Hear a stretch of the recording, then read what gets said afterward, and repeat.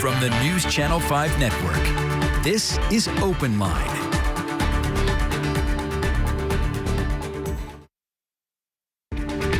Good evening and welcome to OpenLine here on News Channel 5 Plus. I'm Chris Davis sitting in for Rory Johnston tonight. We are so excited to have you with us for what should be just a fascinating show. From Middle Tennessee State University, which I might add is my alma mater, we have Jason McGowan, who is here tonight to talk about the Middle Tennessee African American Oral History Project.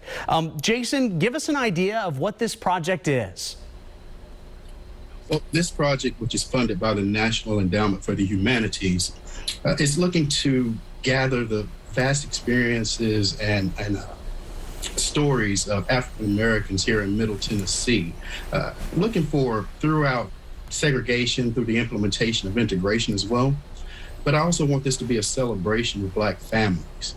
I want this also to be a time for the newcomers and shakers, because the present is tomorrow's history. I want a chance for me to get those interviews and stories as well. I want to do this through a series of interviews which will be archived at the Albert Gore Center here in Murfreesboro, Tennessee at Middle Tennessee State University. It's a massive project. Like I say, it's taking care of all of Middle Tennessee. So if you're Rutherford County, Murray County, Wilson County, Davidson County, I want to speak with you about your experiences. I want you to share that with me. But the number one goal for me is I want the families to have something for them to preserve their genealogy and their story throughout history. The history in the history books right now is often condensed, and there are stories behind what's left out. The battle on the field is told differently from a general than somebody who was on the front lines. I'm looking for those people on the front lines. I want these stories to tell that we not only existed, we lived and we contributed to our society. Absolutely. Sounds like a fascinating project. I'm curious, Jason, what encouraged you to get this started at MTSU? Well, actually, it came in the form of a job opening. I recently graduated from MTSU with my master's. I worked for about 5 years at the James E. Walker Library there, and I took advantage of the tuition assistance that they offer. I could take a class every semester, so I took advantage of that, and I ended up with my master's. I took a class about oral history, and I just fell in love, which was taught by Dr. Louis Karakutis, and it was just, it gave me an avenue to do something I've always wanted to do. This is a great medium for people to be able to tell their stories and have it preserved as well. So it came to me in the form of a job opening, actually, and I got it. And it was in my field, and I just felt so blessed to be able to, do this for my community. Absolutely. So I'm curious, Jason, have you already started doing some interviews, or is this still just getting off the ground, so to speak? A little bit of both. I have some interviews completed. I also have some interviews from my thesis, which I did an oral history on Holloway High School here in Murfreesboro. I've already spoken with a couple of people. I've spoken with someone who was the first Black dispatcher at the fire department here in Rutherford County, Murfreesboro. I've spoken with a young lady whose grandparents ran a mental facility for wounded Black soldiers back in World War I, World War II. I've spoken with someone who was in the pilot program for the Classroom on Wheels here in Murfreesboro. So I'm getting a lot of good stuff. And like I say, I'm still looking for more. Integration is still happening today. I mean, there are still too many Black first for us to say we're a completely integrated society. First Black president, first Black vice president, first Black Secretary of Defense. I believe we had our first Black CEO of the Girl Scouts. And, this is all here in the 21st century. And so I'm still looking for those hidden gems, I guess you could say. Not only about the bad and the ugly, but during this time, we were also thriving communities. I want those stories as well. I would love to speak to some people who know about how the interstate system came right through Jefferson Street, a thriving Black community in Nashville. I'd love to speak with some of those people or their descendants. Absolutely. So when you conduct these interviews, how are you recording them and kind of what's your process? Because as I'm sure you're discovering in this, and something that we deal with a lot in this medium, is there's an art to the interview and getting somebody to really open up about a lot of different perspectives they may have experienced. Well, being that this is for preservation of oral history, I do what we call a pre-interview. That's where I, sit down, talk either in person or like we're doing now through Zoom, and let everybody get an understanding of what we all expect. It's a two-way street here. I'm not here to, trap anyone or anything. I'm here to tell, for you to tell your story. I'm just a guide. I always ask, what is it that you want to speak about? I let them know the things that I want to talk about: early life, education, community, church, entertainment. But normally after we speak for a little while and I explain everything that's involved, people really want their story told. I was going to say, when I get the chance to interview people, you find so often that it can be cathartic, even if it is something, a difficult memory, cathartic to share that perspective with somebody. I'm sure you've seen some examples of that so far.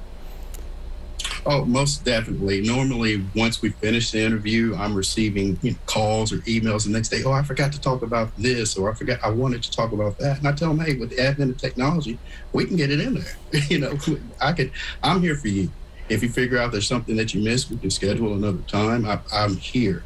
But when we interview, that's why the pre-interview is so important, because I don't want to miss what they do want to talk about.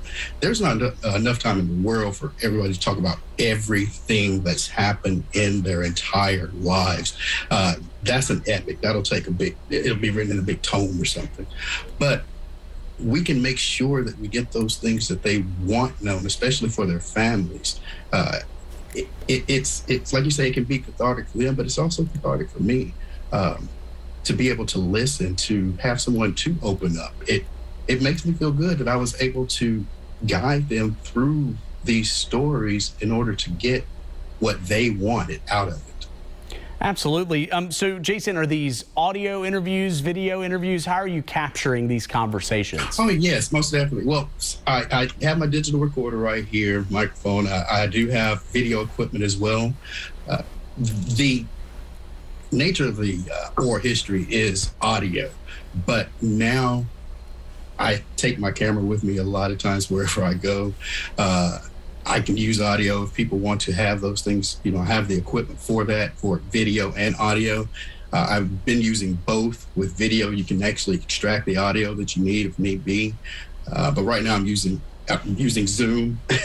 I'm using every piece of technology that's available to me to get these interviews down. And a lot of times it may depend on the comfort level of the person I'm interviewing, the narrator. If they don't want video, I'll work with them on that. I will try to explain the importance of reactions and things of that nature to make it comfortable. And more times than not, they become more comfortable with it.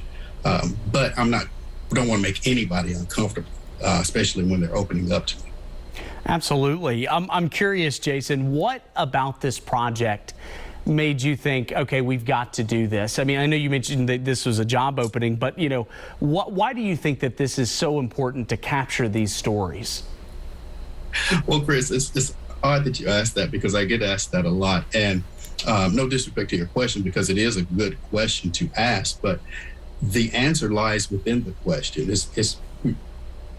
If people have to ask for the importance, then there is a certain amount of importance in this particular project. I don't even want to say it's history. It's like asking, why is history important? It's important for us to learn from the past so that we can see the things that are going on today is still just a big cycle. It's important to get these stories down because, like I said before, they're being condensed or erased from the history book. There's this whole thing called critical race theory that's going on, which I just call telling the entire truth of the situation. The truth of the situation is that the government supported these things. The government sanctioned slavery. The government sanctioned black codes during Reconstruction. The government sanctioned Jim Crow, and it's still going on today. And so if we can start to see and recognize and understand and accept that these are patterns going on within our society, then maybe, just maybe, there can be some change, because it's all learned behaviors. Racism, it's a lot of it is learned behavior. And people don't even understand why. It's just something you grow up with, micro-racism, microaggressions, these types of things. If we can start to see that, hey, what happened to my great-great-great-grandmother is still happening today, although it may be under a different name, maybe some eyes will open and some hearts will change. Absolutely. Jason McGowan, our guest tonight on Open Line. We're going to have to fit in our first commercial break, but if you have any questions or comments you want to share with Jason, you see the number on your screen. We want to hear from you. We'll be back in a moment.